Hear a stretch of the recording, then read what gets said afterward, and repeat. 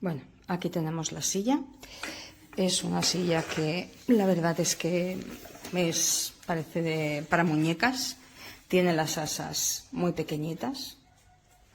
La altura es bastante... Yo la quería más alta y es como un poco baja. Esto no sé si aguantará mucho, porque la verdad es que yo peso 75 kilos y me hundo un poco. Pero bueno, a ver qué tal.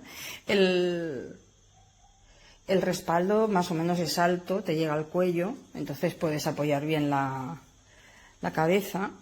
Pero yo veo que esto es como también muy endeble, no sé, es de plástico y ya veremos a ver lo que duran.